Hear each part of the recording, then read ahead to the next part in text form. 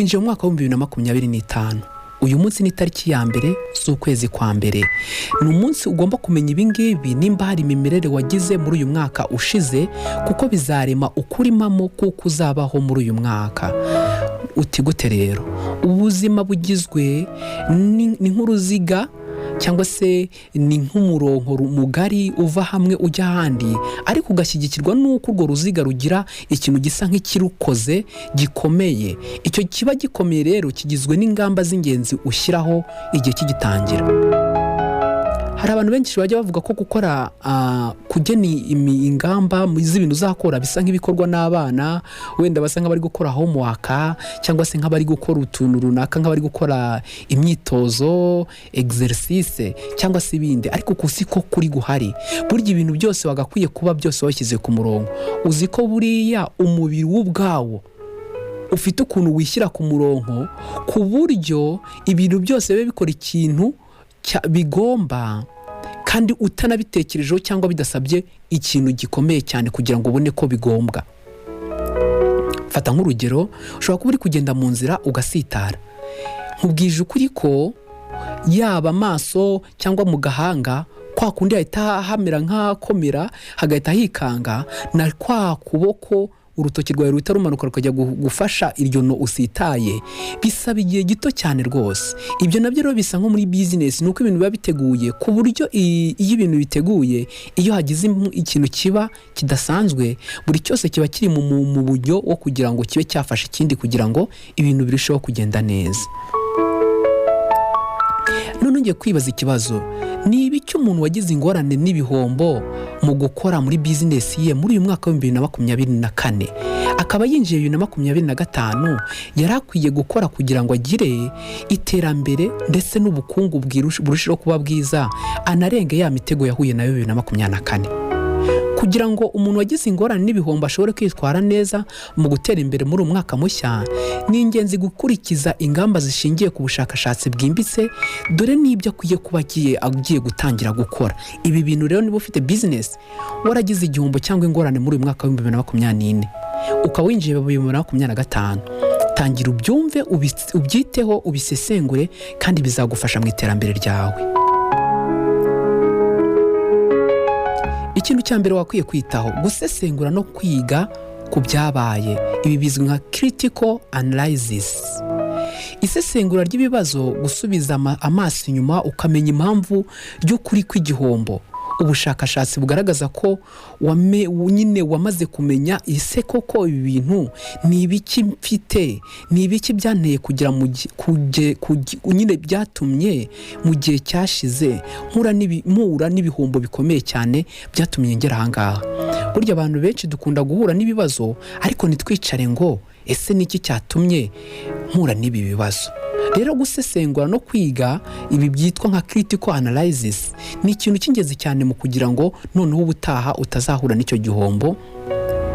Ndetse ushobora no kuba watohoza amahirwe cyangwa se uburyo runaka bw'imikorere nk'inyandiko ndetse n'ibindi bintu byatumye utagera kuri ibyo bintu. Ubushakashatsi bwakozwe na Harvard Business Review, ni kaminuza muri Leta Zunze Ubumwe za Amerika, bwagaragaje ko abantu basubira mu makosa yabo igihe badakora neza isesengura ritomoye mu bintu bahuye nabyo mbere. Ikindi kintu cya kabiri twarakibonye ni ukugena intego zihamye, goals settings. Intego zishingiye ku bushobozi kandi bwumvikana. Twarakavuze akantu kitwa smart.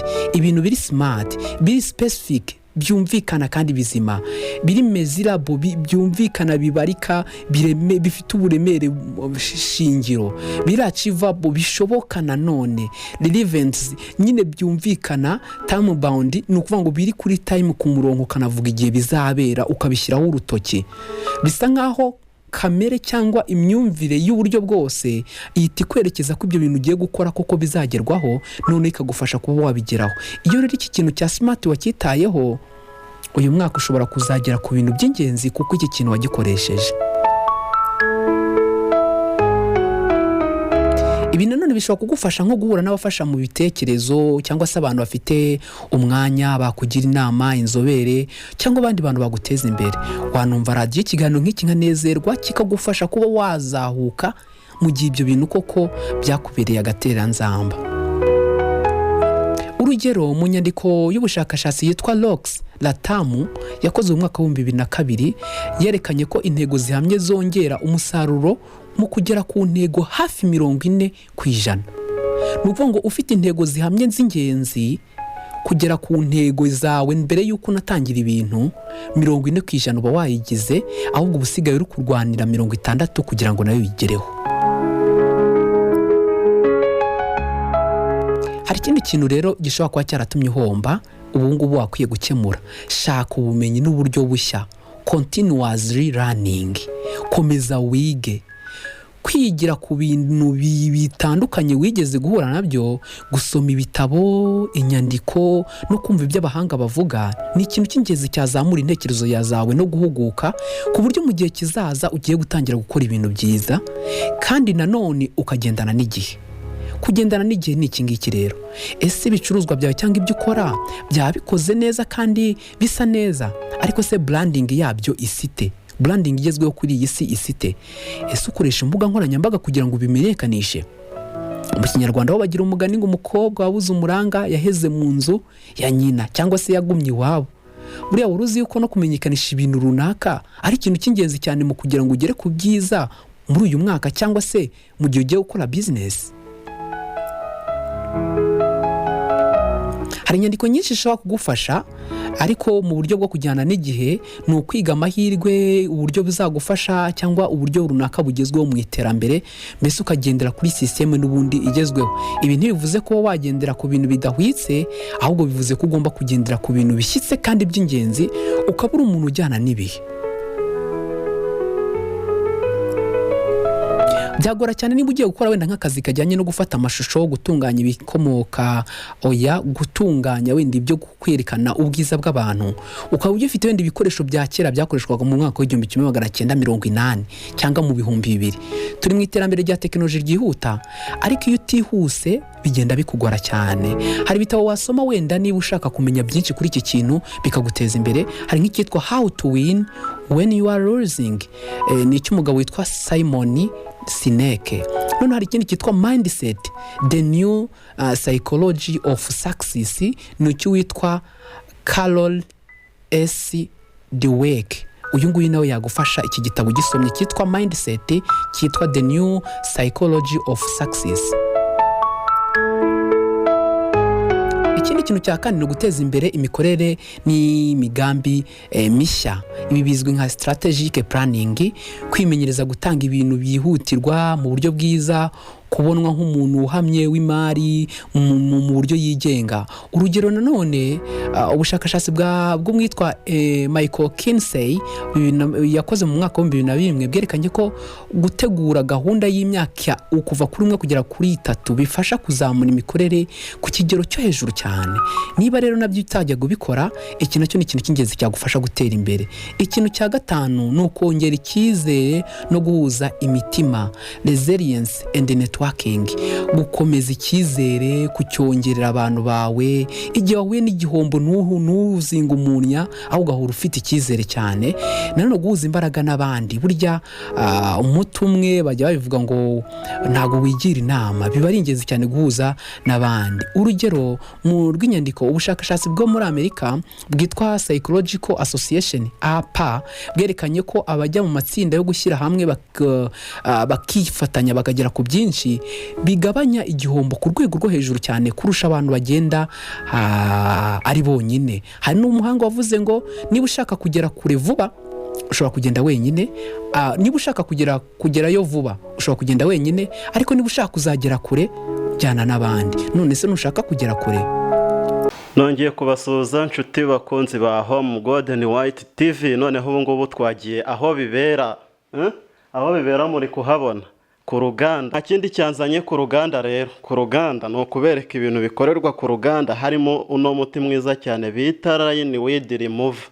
Rainweed Remover rero ni umuti mwiza cyane, umuti udufasha gusukura amapave, gusukura amapave. Urabizi yuko muri iyi si turimo n'u Rwanda rwacu twateye imbere, imbuga zacu zisigaye zirimo amapave, ku nsengero, ku mashuri ni amapave, ku mavuriro hose ni amapave.